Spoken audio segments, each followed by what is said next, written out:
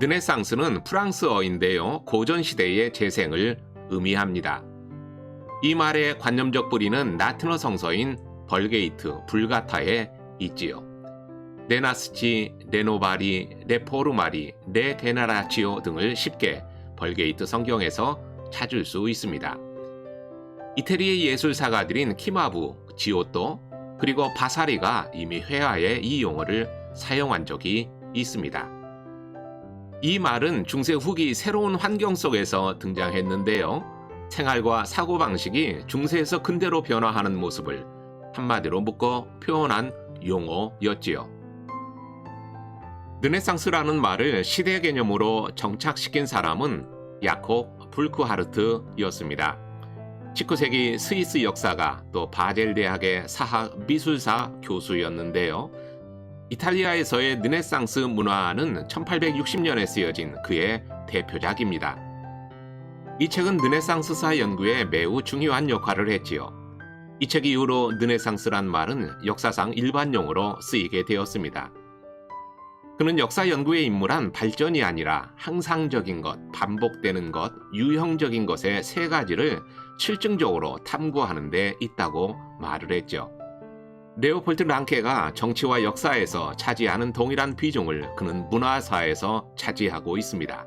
르네상스는 왜 일어났을까요? 14, 15세기 이탈리아에 새로운 정신적 분위기가 확산되었는데요. 이 정신적 분위기는 세상에 대한 관심이 그 특징이었습니다. 십자군 전쟁은 한편으로는 종교적 회의와 다른 한편으로는 정치와 경제의 발전을 가져다 주었습니다. 사람들은 세상을 거부하는 대신 세계의 아름다움을 즐기고 인간을 긍정하는 경향에 사로잡혀 갔죠. 물론 그 이전에도 베르질리우스와 같은 라틴 시인들의 글을 읽었고 또 고전 건축과 예술품 속에 살았지만 14세기에 들어와서 고전적인 것을 제대로 파악하고 또 열정을 가지고 추구했던 것이죠. 고전적 세계관과 삶의 방식이 새롭게 해석되고 적극적으로 재현된 것, 그것이 바로 르네상스였습니다. 르네상스 운동은 서구 지성사에 커다란 전기를 마련하게 되는데요. 히랍과 로마의 고전을 비교적 손쉽게 접할 수 있었던 이태리의 인문학자들이 그 선두에 섰고요. 고전에 대한 철저한 연구를 통해서 싹트게 되었죠. 또한 이들은 이러한 고전의 연구를 통해 실추된 인문적 전통의 맥을 이었음은 물론 인간과 윤리의 문제에 대해서도 종교라고 하는 프리즘을 거치지 않은 신선한 시각을 주었습니다. 이와 함께 그간 비교적 관심 영역에서 벗어나 있던 과학과 수학에 대해서도 고전을 통한 새로운 관심을 소생시키는 결과를 가져왔죠. 르네상스도 시대를 구분할 수 있습니다. 크게 초기, 전성기, 그리고 후기로 나누어 볼 수 있는데요. 초기는 1420년부터 1500년까지였고요. 피렌체가 그 중심이었죠. 전성기는 1490년 혹은 1500년부터 1520년까지 20년의 기간인데요. 전성기는 조화가 지배했던 시대였고요. 이 시대의 브라만테가 베드로 성당을 계획했습니다. 그 중심지는 이태리 로마였죠. 후기는 기교주의 혹은 장식주의가 지배했던 기간인데요. 각각 이탈리아 그리고 프랑스, 독일에서의 서로 다른 기간을 가지고 있습니다.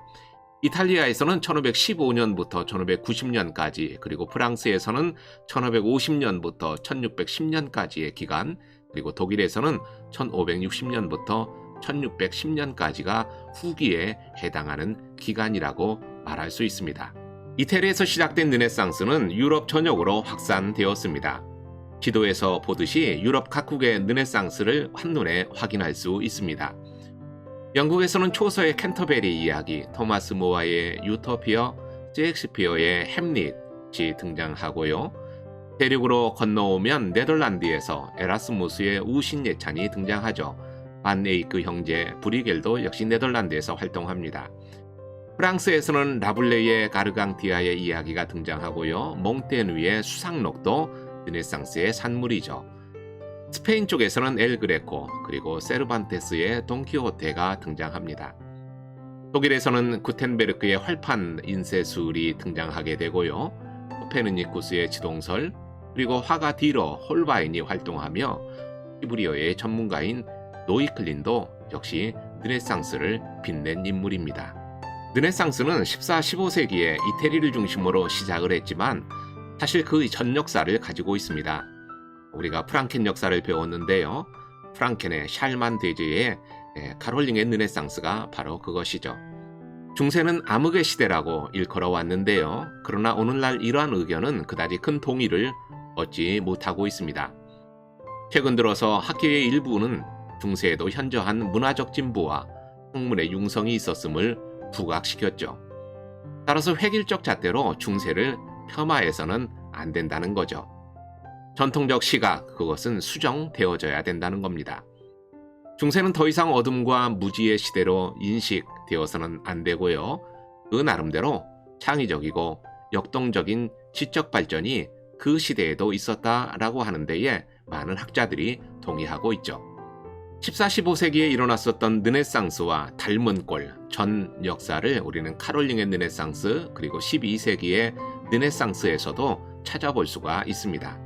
카롤링의 르네상스는 칼 대제의 업적과 또 프랑켄족을 배울 때 우리가 살펴봤는데요. 게르만에 남아 후 경색되었던 고대 문화의 복원을 선도한 것이 바로 카롤링의 르네상스였죠. 칼 대제는 성직자들의 교육 수준을 향상시키려는 목적을 가지고 있었고요. 열정을 다해 후원해서 시작된 운동이 바로 카롤링의 르네상스인데요. 이 카롤링의 르네상스는 다양한 경로를 통해서 고대 라틴 문화를 소생시켰죠. 알킨과 테오들프 그리고 디아코누스 같은 국내의 학자들이 주도했고요. 수도원과 성당 부속학교에서 라틴어 문법 교육을 활성화시켰습니다. 또한 초기 교부들과 로마 작가들의 작품들이 대대적으로 필사되고 또 연구되면서 수세기 동안 거의 명맥만을 유지해온 인문학의 이치는 견실하게 재정립이 되었죠. 오늘날 알려져 있는 고대 로마 작품의 90% 이상이 이미 당시에 필사본 형태로 존재했다는 사실은 바로 카롤링 르네상스의 문화사적 중요성을 명백히 대변해주는 일이죠. 카롤링 왕조의 르네상스는 768년부터 888년까지에 이르는 120여 년간의 기간입니다. 768년은 칼 대제가 왕위에 오른 해이고요. 888년은 카롤링 왕조의 마지막 황제가 사망한 해죠. 카롤링 왕조의 르네상스라고 하는 용어는 장자크 앙페르가 그의 책 12세기 이전에 프랑스 문학사에서 처음 사용하면서 일반화되었습니다. 그는 이 기간 속에서 문화적인 활력 및 팽창을 발견했고요. 학문의 역동성이 아테네에서 로마로 그리고 칼 대제의 프랑스로 옮겨졌다고 확신했지요.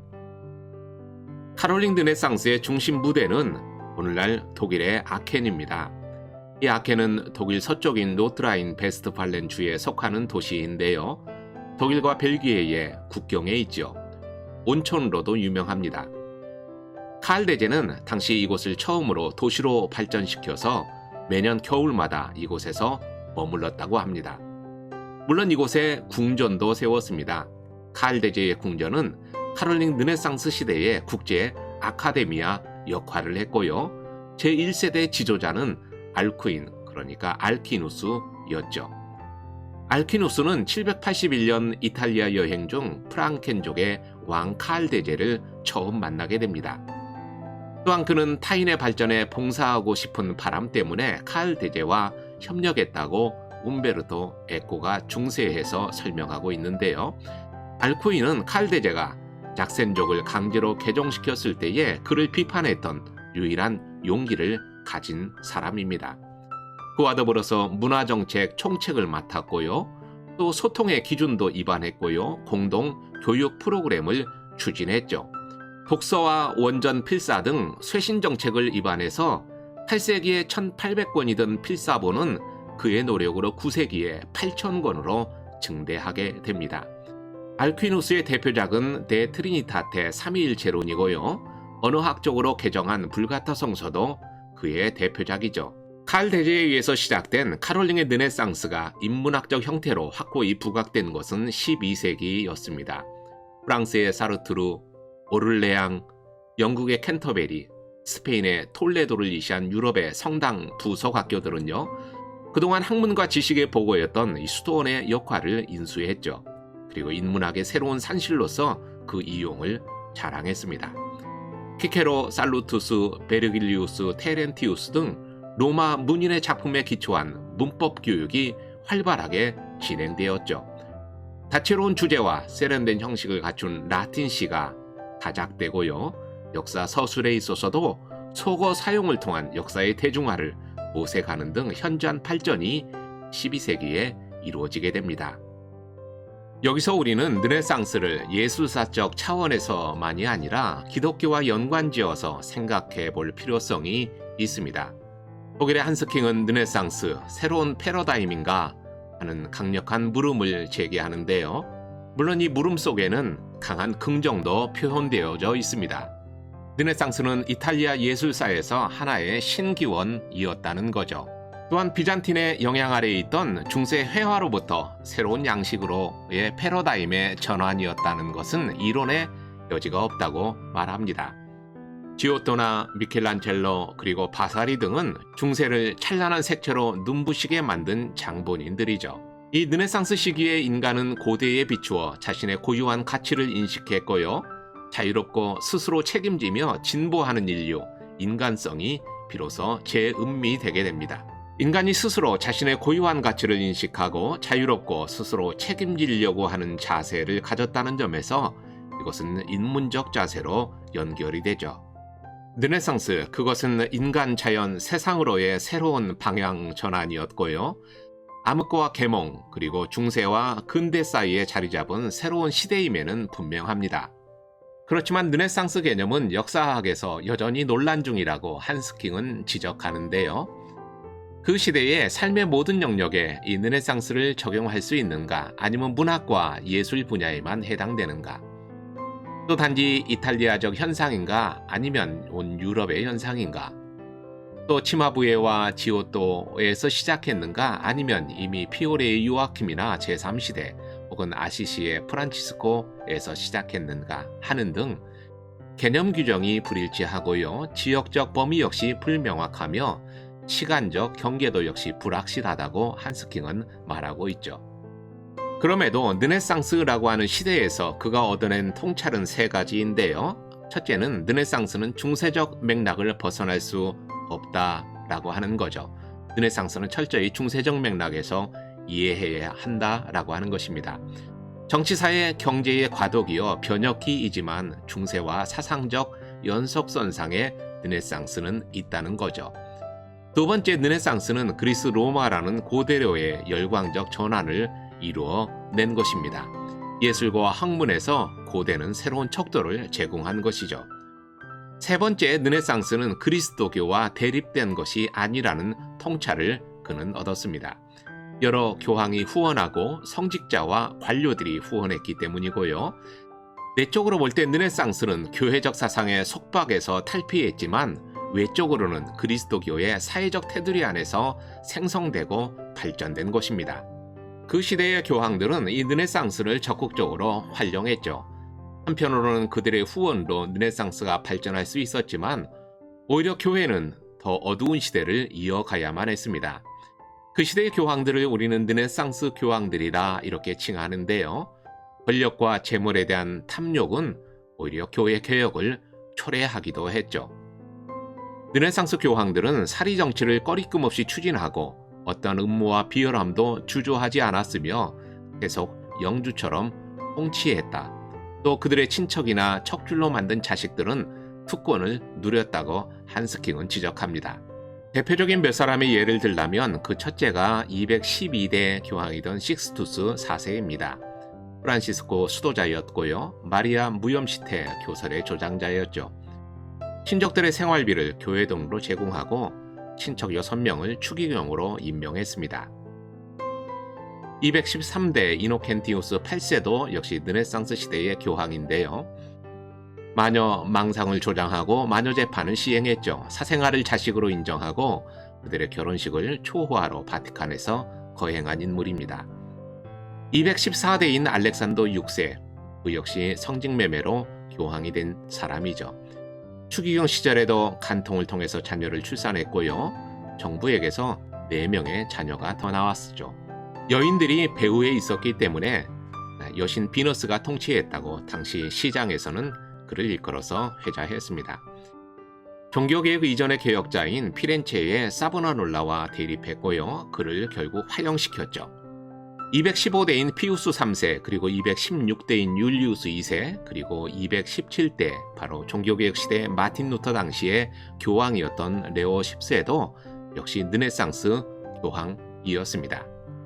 르네상스는 새로운 시대를 열어준 것만은 분명합니다. 하지만 교회와 만나서 교회의 개혁과 또 개신에 이바지하지는 못했고요. 오히려 르네상스를 악용한 성직자들에 의해서 새로운 종교개혁 시대가 열리게 된 거죠.